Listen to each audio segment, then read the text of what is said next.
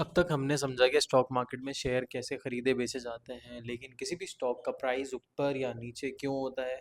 सोचो, अगर कंपनी का प्रॉफिट बढ़ रहा है और उसको प्रोजेक्ट मिल रहे हैं और डिमांड स्ट्रांग है, तो लोग उसके शेयर खरीदना पसंद करेंगे। जब ज़्यादा लोग एक स्टॉक को खरीदते हैं तो उसका प्राइस बढ़ता है। अगर कंपनी के रिजल्ट बुरे हैं या मार्केट में गिरावट है, तो लोग बेचना शुरू कर देते हैं और प्राइस गिरता है। स्टॉक प्राइस का मूवमेंट में कुछ मेन फैक्टर्स होते हैं, जैसे डिमांड सप्लाई।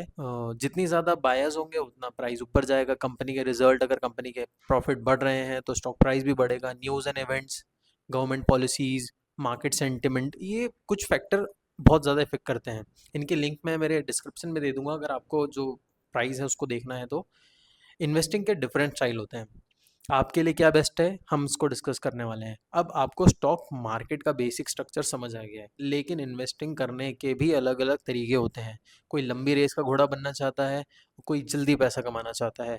आपके गोल के बेसिस पे आपका इन्वेस्टमेंट स्टाइल डिसाइड होता है। लॉन्ग टर्म इन्वेस्टमेंट, जैसे Warren Buffett style, time frame 5 से 10 साल। स्ट्रैटेजी, अच्छी कंपनीज में पैसा लगाना और धीरज रखना। Example TCS, HDFC bank, Asian paint, जो 10 साल में मल्टीबैगर बने।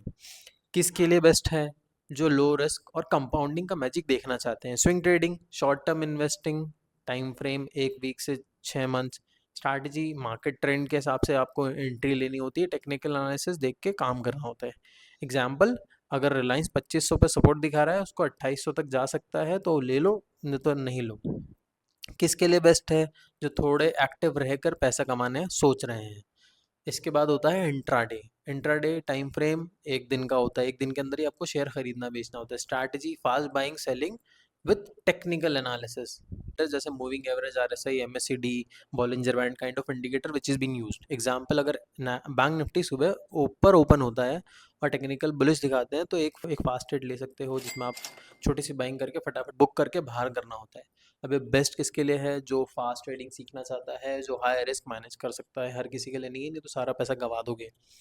अब आपको अपने इन्वेस्टिंग स्टाइल का बेसिक आइडिया मिल गया है, लेकिन अगर आप इंट्राडे और स्विंग ट्रेड करना चाहते हैं तो आपको टेक्निकल एनालिसिस समझना पड़ेगा। तो चलिए अब समझते हैं कि टेक्निकल एनालिसिस और ट्रेडिंग इंडिकेटर्स होते क्या हैं और कैसे काम करते हैं।